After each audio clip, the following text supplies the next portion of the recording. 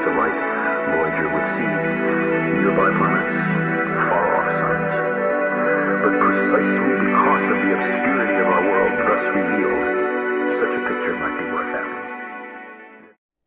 Good morning, friends. Welcome to The Well. My name is Ryan Gear. I'm the pastor here. If you're new with us, you're our guest, and we're glad you're here. If you'd like to let us know you're here, just text the word welcome to 480-530-7234. It'll text you back with a digital Connect card. Just fill that out and tell us about yourself, and you'll get more information about The Well. Thanks for being with us today. And today is the last Sunday of our series, 2020 Clarity. In this series, we've been looking back over this year, and we've been asking ourselves the question, has 2020 clarified your view of your life?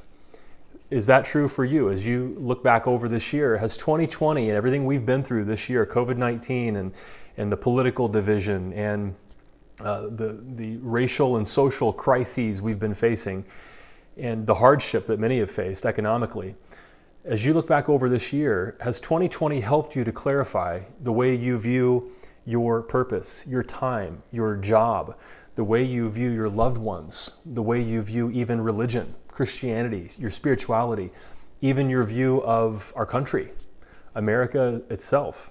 Has 2020 helped you to clarify the way you view your life? And today we're wrapping up that series with this question: how has 2020 helped you to clarify your purpose and the way you view your loved ones? So we're talking about your career, your job, the way you use your time, the way you use your gifts and skills, your purpose, and then the way you view your family and your friends, the people who are closest to you. So first, has 2020 helped you to clarify your purpose?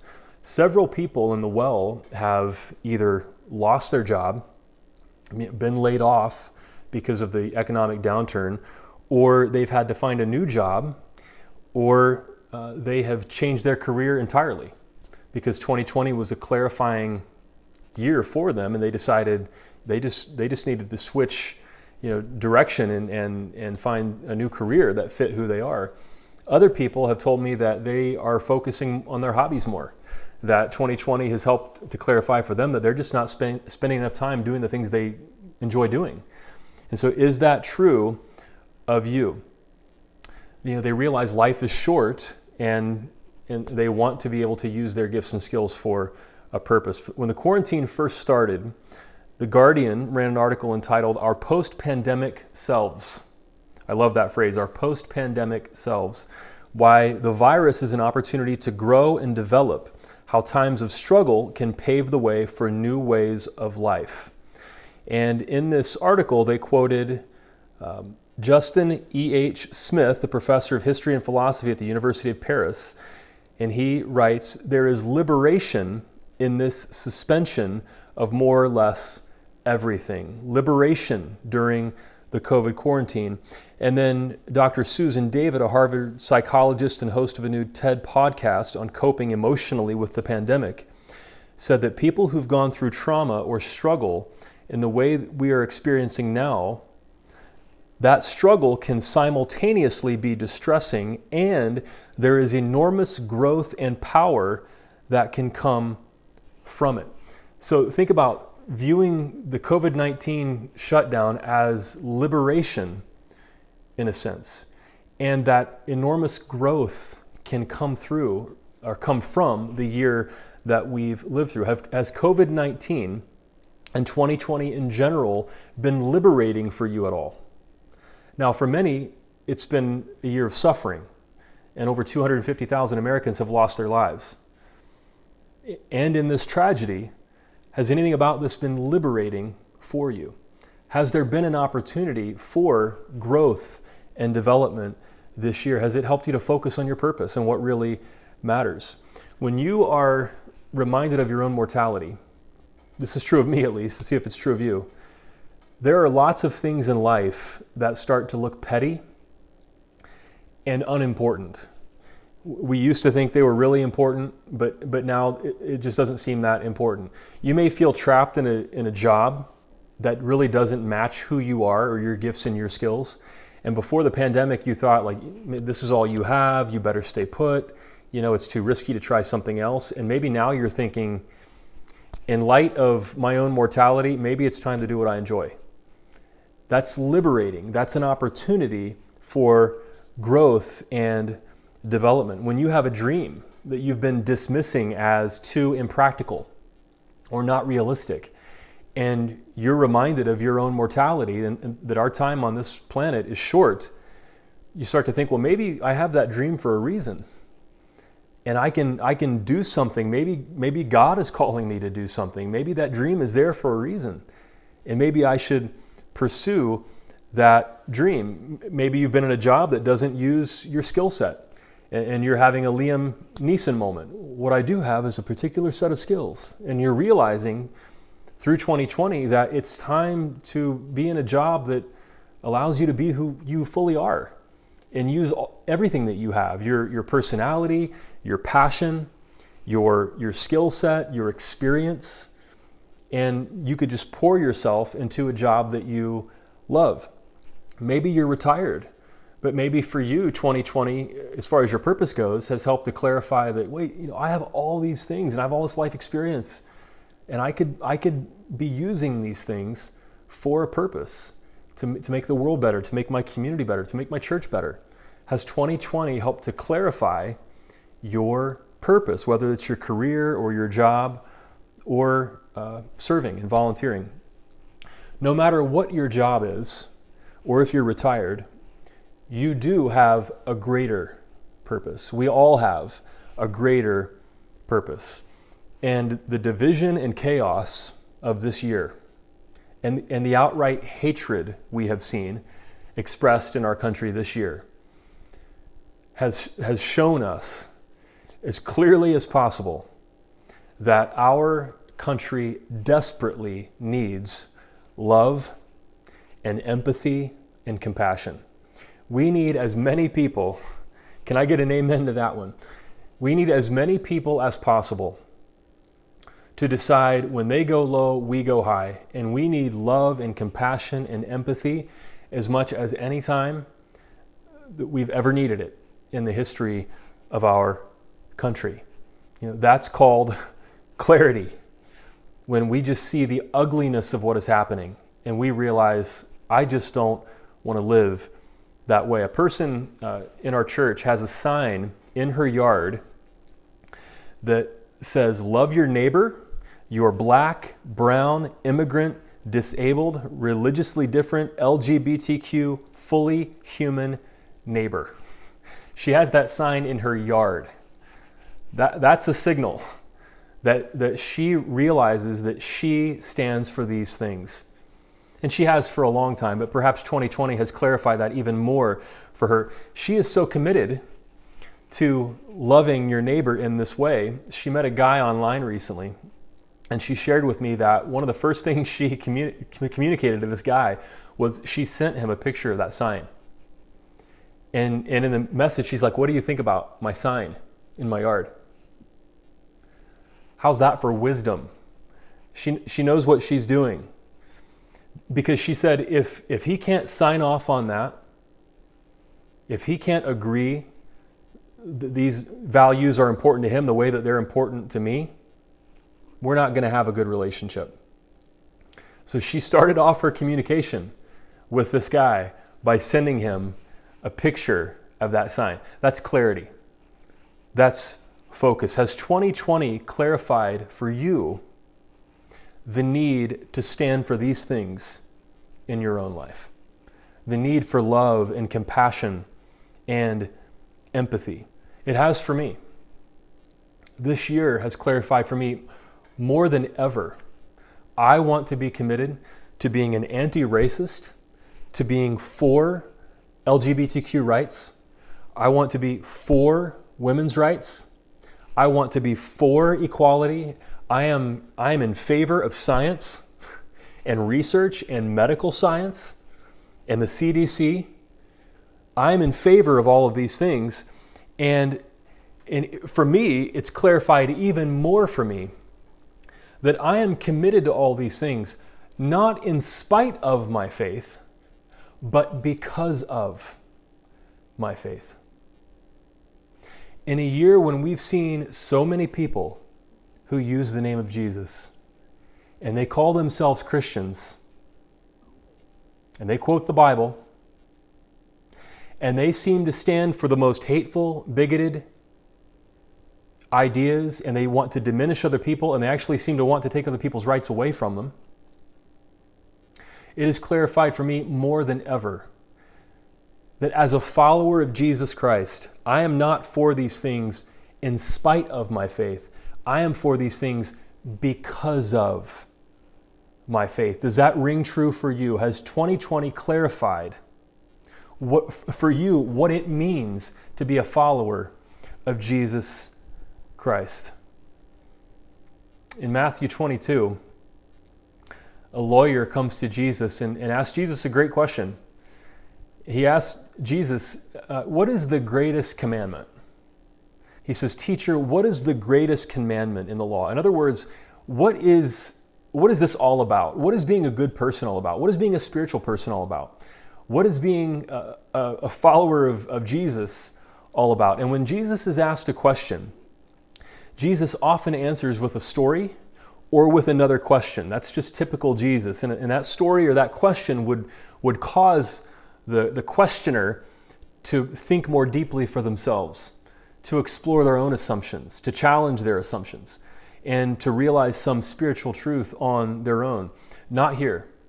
When the lawyer asked Jesus this question, Jesus gives a direct, clear answer. It's tweetable. It's a tweet. It's a quote. It's so simple that it's amazing how so many of us can get this wrong. And it's actually a mashup of Deuteronomy and Leviticus in the Hebrew Bible, the Old Testament. And here's what Jesus says, verse 36, "Teacher, what is the greatest commandment in the law?" Jesus replied, "Love the Lord your God with all your heart and with all your soul and with all your mind. This is the first and greatest commandment. And the second is like it, or linked to it. Love your neighbor as yourself. All the law and the prophets hang on these two commandments." So if you were to ask Jesus, what does it mean to be a Christian? Christian means little Christ, somebody who follows Jesus. Here is Jesus' answer. Jesus says, love God and love your neighbor like you love yourself. No matter what your career is or your specific purpose, this is the greater purpose of your life and of my life. Love God and love your neighbor as yourself.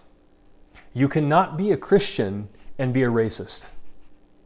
You cannot be a Christian and be a homophobe, contrary to what so many so-called Christians seem to think. You can't be a Christian and be anti-women. You can't be a Christian and be anti-science. Why is that? Genesis tells us actually in the creation account, there's actually two creation accounts. I've spoken about this in the past, and you could listen to sermons like that at wellchurch.org. What Genesis actually tells us is we're created in the image of and likeness of God. You have a brain and an ability to reason and use rational thinking according to Genesis because God does. And you are created in God's image. So in other words, if God created you with a brain, then it's okay to use it in church. So we can be committed to loving our neighbor and be committed to science and being rational, thinking people, not in spite of our faith, but because of our faith. We value those things because of your faith. Has 2020 clarified your purpose for you? Are you pro-democracy?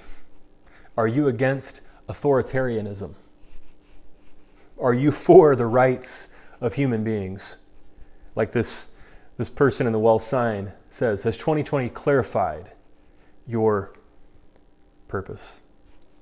And then has 2020 clarified the way you view your loved ones? Some of you might be thinking right now, Ryan, I want to love my neighbor, but I can't have any more conversations with people who I now know are racists or who are conspiracy theorists or who are authoritarians. I'm thinking there are family members I have who might be fascists at this point. Ryan, how do I love my neighbor? Well, a couple of weeks ago, we talked about that as well, right after the election in a sermon. The first sermon in this series actually is called America.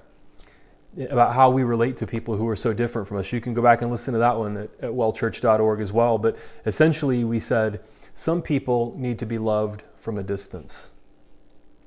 There are some folks who, because of their foolishness, you can't have a close relationship with them. You have to set boundaries with them. And you can still love them, but that doesn't mean you have an ongoing relationship with that person. Some people need to be loved from a distance.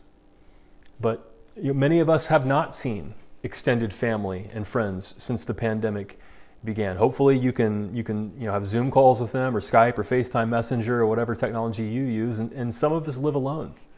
Somebody in the well said to me a few weeks ago, I don't want to die from COVID, but I also don't want to die from loneliness.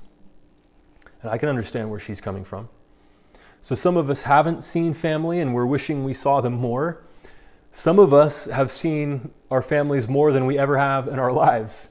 For some of us, that's great. And for some, that's a challenge. I've gotten to spend more time with my wife and boys than I ever have.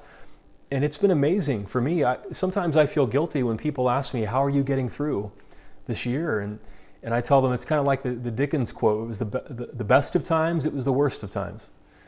And because there are so many people who are suffering, and at the same time, it's been great for me in the sense that I get to spend more time with my family.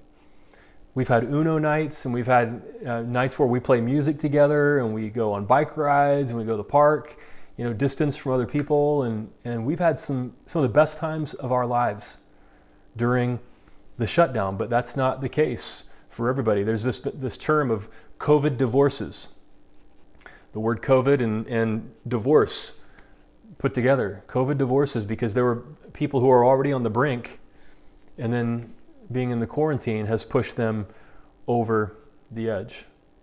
The truth is, sometimes it's easier to love strangers than it is to love the people closest to us. It's been said, you hurt the ones you love.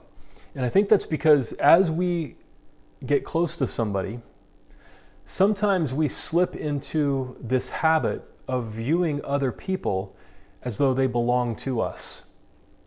Our family members, our friends, our children, our partners, our closest friends. With that close proximity can come this erroneous belief that people are our possessions, that they belong to us somehow. And because of that, we can start to take them for granted, as though they're ours, they belong to us, and just like any other possession, we can get tired of it and take it for granted, or even mistreat them, because we are beginning to view them as their possession and like they'll always be around, and I can just take them for granted. But perhaps 2020 has clarified for us that people are not possessions. Our children do not belong to us. We are stewards over them, caretakers over them.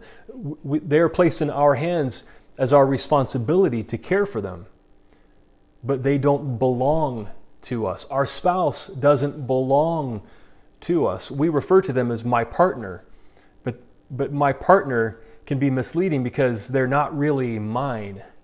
They're not my possession. I don't own them. So, for example, my wife is a school teacher. She teaches fourth grade.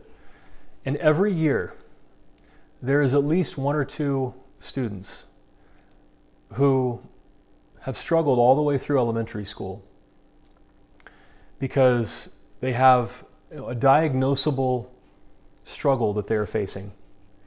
And their parents have never addressed that. They haven't gotten any kind of therapy. Often the child needs medication, and the parent has not given them care to where they could get medication.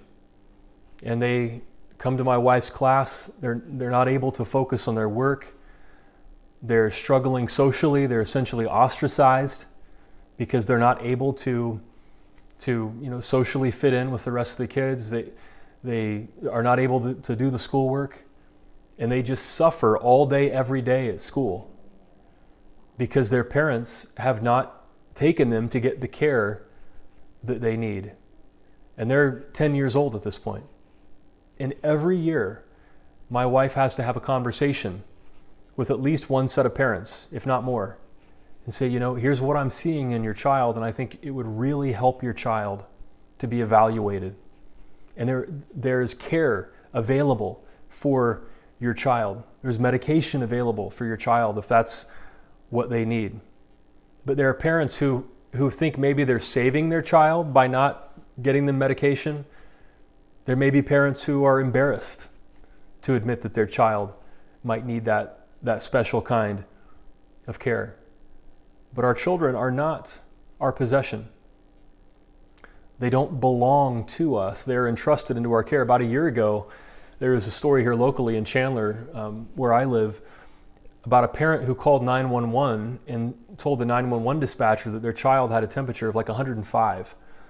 And the dispatcher thought maybe the child had meningitis and the child was not vaccinated, the parent shared, and the dispatcher told the parent to take the child to the emergency room, and the parent refused. The parent told the 911 dispatcher, I don't know why they called them, but they told the dispatcher, no, I'm not going to take my child to the ER. And the story ended up in the news because the Chandler police went to that house and they knocked on the door and announced, this is the police, let us in. And they didn't open the door. And the Chandler police kicked in the door. And they found that child with a temperature and took that child to the ER. And incidentally, they said there were 2 more children in the home that were vomiting, and there was an unsecured shotgun sitting in the parents' bedroom. And in the Facebook news story I read, the headline was like, Chandler police forced their way into home or something like that. And then underneath in the comments, somebody commented, no, let me fix that headline, Chandler police rescue child from negligent parents. There, I fixed it for you. I agree with that person. Why did the Chandler police intervene on behalf of that child and get that child medical care? Because that child does not belong to that parent. That parent's rights to caring for their child end when they begin neglecting that child. That child's a human being created in the image of God. And a person cannot withhold medical care from that child. They don't belong to us. We are stewards of them. They are entrusted into our care. That's true of all of our loved ones. They're not our possessions. You think about, habits that maybe your loved one has that are annoying to you. And they're petty habits, and things that kind of get under your skin. But in the light of 2020, maybe those things just aren't as important as you thought they were. When the shutdown first began in March, I remember looking at my wife and kids. I remember I was standing in our kitchen and we were getting ready for dinner. And I looked at them and I just had this thought, what if they get COVID and they have a bad reaction and I lose them? Now, most people recover and they don't die from COVID. 250,000 Americans have. And that thought just occurred to me, what if I lose my family member to COVID? And that caused me,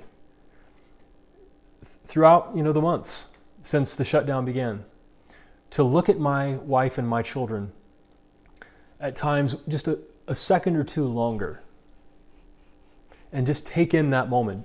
Can you identify with what I'm saying? That you just look at them just for a second or two longer than what you did before this happened.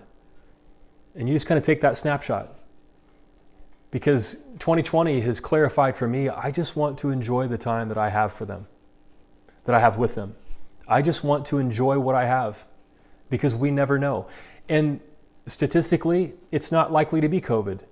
It's likely to be a car accident or some other disease that would take a loved one away from you.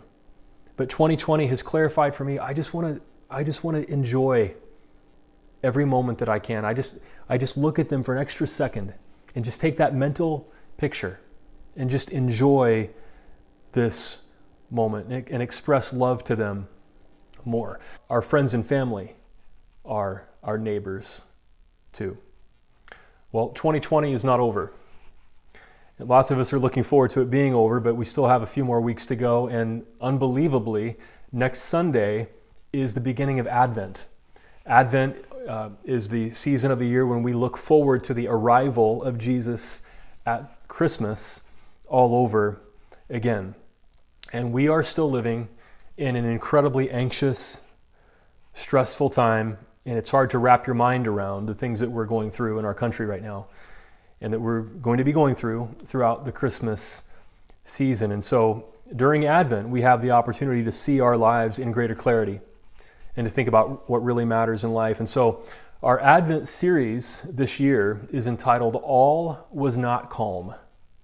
We think of the song Silent Night, and we'll sing that during our Christmas Eve online service this year, the song Silent Night. But the truth is that first Christmas was not a silent night. All was not calm in Mary and Joseph's lives and in the life of the baby Jesus on that first Christmas. And this Christmas is going to feel different. This is a different Christmas than we normally experience. We'll celebrate during the darkness of a pandemic, often at a distance from the people we love. And it may feel even more painful because of the typical warm and fuzzy feelings we have toward Christmas. We have this idyllic, Hallmark card view of a day of light and inspiration, and everything's perfect and like the lyrics of Silent Night. But that's not what the first Christmas was really like. The real Christmas story tells us that it was not a silent night and all was not calm. Jesus was born into a dark, noisy world, a world ruled by dictators, with fear of disease and increasing hatred for those who were perceived as different in any way. That's the world that Jesus was born into. And when the Christmas story speaks of light shining into the darkness, we now know what that darkness feels like. So the first Christmas was a lot like this one. And we're going to celebrate Christmas this year knowing that the world Jesus was born into was a lot like ours. In 2020, the Christmas story, the real Christmas story, means perhaps more now than it ever has before. I want to play you a quick 1-minute promo for this Advent series starting next week, All Was Not Calm. Let's watch.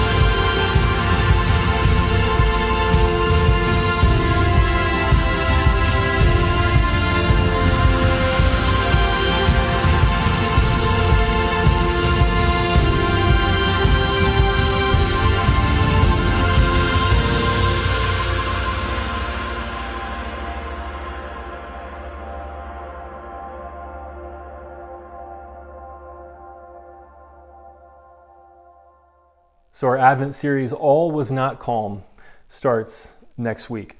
Then on December 6th, we're going to invite our friend Jezekiel Vidalsay to give the sermon. The second week of Advent, Jezekiel is going to give the sermon here. Jezekiel used to lead worship at the Well, but then he and his wife moved to New York when she got this amazing opportunity. It was a fellowship at a college in New York, and so that's where they live now. But through video, Jezekiel is going to give the sermon on December 6th, and then our Christmas Eve candlelight service is going to be online only this year. It's December 24th at 5 p.m. online here at well.online.church or on Facebook, wherever you're watching. It's bring your own candle in your own house. So We'll sing Silent Night together at the end of the service by candlelight, but join us for the Christmas Eve candlelight service online only on December 24th. So as we wrap up this 2020 Clarity series, has this year helped you to clarify the way you view your life? Has it helped you to clarify our country, what America is, and how can we relate to people who vote so differently than we do? Like we talked about last week, has it helped to clarify your view of religion and what it means to be a Christian, if you're even comfortable using that word, what your spirituality means to you? And has 2020 clarified your purpose? It could be your career, your job, or it could be just the way you use your time and your gifts and your particular abilities. Maybe it's clarified your greater purpose, that now more than ever, we need love and compassion and empathy. We need to love our neighbors as ourselves, and the people closest to us, our loved ones, are also our neighbors. And we have the opportunity to love them and enjoy every moment that we have with them. I invite you to pray with me. God, thank you for the way that 2020 has clarified how we view our lives. We're not thankful for everything that's happened in 2020. A pandemic that has cost 250,000 American lives, an unbelievable suffering through the disease and through the economic toll that disease continues to take on our country. We're not thankful for the division that we've seen. We're not thankful for the ugliness and the hatred we've seen. What we are thankful for here as we approach Thanksgiving is that in everything, as Romans 8:28 says, you work for good. And this horrible year, in many ways, has helped us to clarify what is important to us. Our loved ones, the way we use our time, our purpose, our calling, the way we relate to other people in our country who are so different, what it means to be a follower of Jesus when so many people in our country claim to be a Christian and then they act in ways that are so much unlike Jesus. 2020 has helped us to clarify a lot of things, and we're thankful for that. And as we approach Thanksgiving and the Christmas season, God, help us to do this hard but courageous work of continuing to clarify who you're calling us to be and what we're thankful for and how we can allow you to live through us in 2021, maybe in new and better and much more thrilling ways than we've ever allowed you to live through us in the past. So God, while we're not thankful for everything that's happened this year, we're thankful in this year that you have spoken to us and you have clarified things for us. And we pray this in Jesus' name. And everybody said, amen. If you're new with us, again, you're our guest, let us know. Just text the word welcome to 480-530-7234 and you'll get more information about the Well. You can also find more info at our website, wellchurch.org, including our children's ministry. And every Friday morning, there are 3 age-appropriate videos published on our website. If you have any kids in your life, you can share these videos with them. We don't want to forget about our kids during the COVID-19 quarantine. You can also communicate through our Facebook page. We have the Well message board. You can share how you're doing. You can vent. You can ask a question about the sermon. You can ask a question about, how do I handle the holidays during COVID? Do I travel? Do I not? How do I handle conversations? All kinds of things. And you can just get input from people in your church community through the Well message board. And then we're happy to announce, because of your giving to the Well Benevolence Fund, we can be a blessing to organizations in our community. So for Thanksgiving, the Well is making a $1,000 donation to a local food bank here in Chandler called Matthews Crossing. Thank you to those of you who have given to the Well. You're making that blessing possible. And so this week, we're going to give that $1,000 gift to Matthews Crossing. We have another opportunity for community coming up Tuesday, December 1st at 6 p.m. here in Arizona, 8 p.m. Eastern is our next pub theology. And as we go into the Christmas season, and there are a lot of questions that people have about the Christmas stories in the Bible, our discussion question is going to be, how has your view of God changed over the course of your life? Our last pub theology was an amazing time. And this next one here on December 1st is going to be great. We'll talk about how has your view of God changed over the course of your life. You can find info at our website, wellchurch.org, or in my weekly email and get the Zoom link for that meeting. And then again, next week, we're starting our new Advent series, All Was Not Calm. And our Christmas Eve candlelight service is online only, December 24th at 5 p.m. And we'll celebrate Christmas together. And then finally, thank you to those who give to the well. You make the well happen, and blessings like, blessing Matthew's Crossing with that gift. So if you're new with us, the offering's not for you. The offering is for people who say, this is my home church and I want to support it. Thank you for being with us today. Wish you a happy Thanksgiving, a meaningful Thanksgiving as we reflect back over 2020 and the things that we can not be thankful for, but be thankful in. And we'll see you this coming Sunday for the first Sunday in Advent.